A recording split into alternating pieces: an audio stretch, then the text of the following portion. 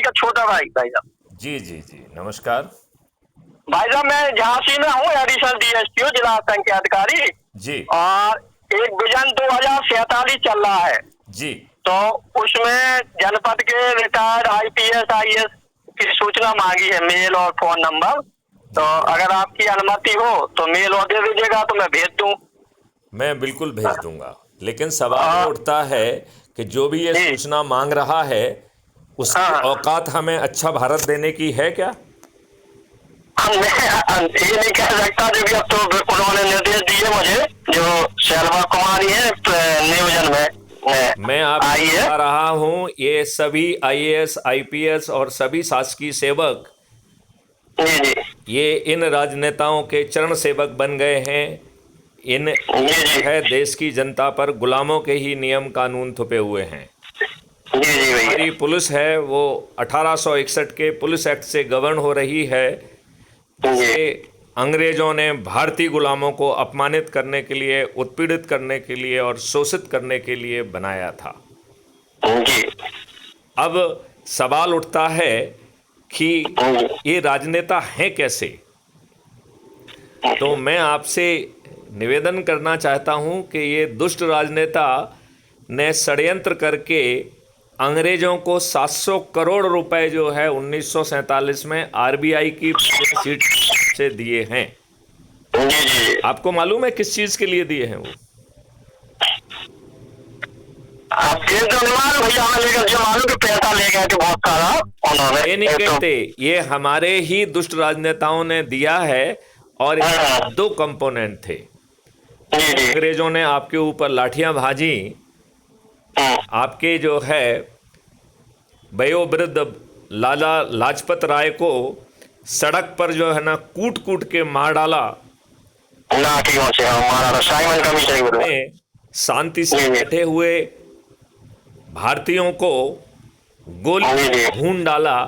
ऐसे जी जी ऐसे अंग्रेजों को ताउम्र पेंशन कैलकुलेट करके एक मुश्त में 1947 में इन दुष्ट राजनेताओं ने दी। जी जी अब मैं आपसे पूछ रहा हूं, ये इन जी भैया। नेताओं के पिता का सामान था, पिता की संपत्ति थी? नहीं नहीं, वो तो जनता की संपत्ति थी, किसी विभाग तो की कोई थी इन वो। दुष्ट राजनेताओं ने यह बात जनता को क्यों नहीं बताई? जी नमस्कार। ना पहले के राजनेताओं ने, ना आज के राजनेताओं ने। जी जी और इन्होंने आपके ऊपर क्या थोपा? वही 1861 का पुलिस एक्ट वाली पुलिस, जी जी भैया। जो आपके ऊपर लाठियां भांजती है, आपका सिर फटा हुआ होता है, आपको थाने से अपमानित करके गाली दे के भगा दिया जाता है। वहीं पर दुष्टों के कहने पर, राजनेताओं के कहने पर आपके विरुद्ध झूठे और बड़ा चढ़ाकर एफआईआर दर्ज की जाती है। पुलिस झूठे एफआईआर से तायद करते हुए कथन खुद काट लेती है और आपको गिरफ्तार करके जेल में भेज देती है। इसमें एक चपरासी से लेके चीफ सेक्रेटरी, एक सिपाही से लेके डीजी और सभी विभागों के सभी कर्मचारी लाट साहब हैं और आप एक भारतीय गुलाम हैं। जी जी यही है कि नहीं है? यही है भाई साहब, यही है। हमने आपके बिल्कुल समानता है भाई साहब इस मामले में, लेकिन वो तो क्या है कि मध्यम परिवार के आदमी है तो नौकरी करना है। हम भी विद्रोह करते, लेकिन किससे विद्रोह कर पाओ? नहीं, विद्रोह नहीं करना है, विद्रोह तो नहीं करना है। क्या करना है उसे समझिए। हमें अच्छे भारत का संकल्प लेना है। अब बताइए, अच्छे भारत का संकल्प क्या कोई कंडक्ट रूल का वायलेशन है? नहीं नहीं, मैं आपसे पूछ रहा हूं, अच्छे भारत का संकल्प लेना क्या गुलामों के भी नियम कानून में बाधित है? नहीं है। नहीं है ना बात जी। तो फिर अच्छे भारत का संकल्प लो। अपने परिवार के सदस्य, अपने रिश्तेदार, अपने मित्र, अपने पड़ोसी और जिन संगठनों से आप जुड़े हुए हैं उनके लोगों को एक रोस्टर बनाओ और अच्छे भारत का संकल्प प्रति सप्ताह, प्रति रविवार को दोहराओ। जी जी भाई। और crime free Bharat mission app को डाउनलोड करके उससे जुड़ जाओ और अपने लोगों को जोड़ लो। नहीं हम जुड़े हैं भाई साहब उस मिशन में आपके। नहीं नहीं नहीं नहीं, क्या हमने उसमें अपने एक ग्रुप बनाकर अपने लोगों को उसमें जोड़ा है क्या?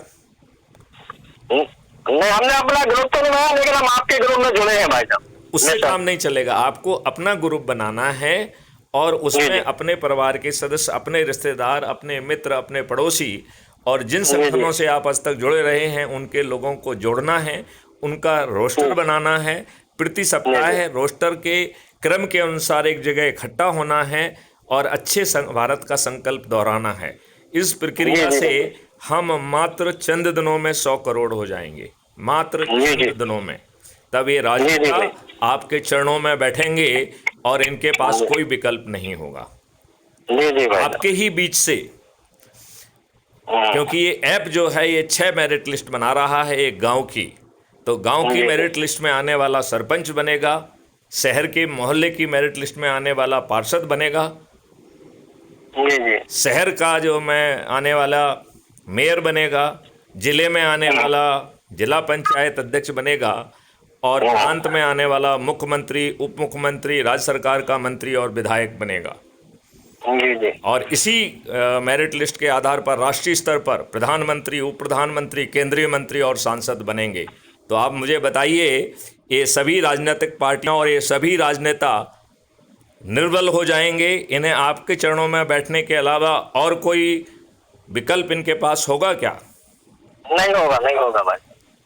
आप ये जो है जीतने के लिए करोड़ों रुपए खर्च करेंगे और मैथिली शरण गुप्त अपने ही सदस्यों से कहेंगे कि इन राजनेताओं के बाप की संपत्ति नहीं है, जब आए आपको पैसा देने आए, ये लेने आए तो इनको ले लो, लूट लो और फिर अपने लोग जो चंद्रगुप्त हैं उनके नाम का संकल्प लो और उन्हें विजयी बनाओ।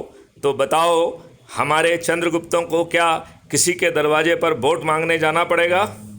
नहीं जाना पड़ेगा भाई साहब। तो बिना वोट मांगे आप जीतेंगे और ये दुष्ट राजनेता हारेंगे। आओ ऐसे अच्छे भारत को जमीन पर उतारें। जय हिंद, जय भारत, वंदे मातरम, जय गुरुदेव। जी भाई साहब। क्या सोचते हैं आप? वंदे भारत, जय हिंद भाई साहब। बताओ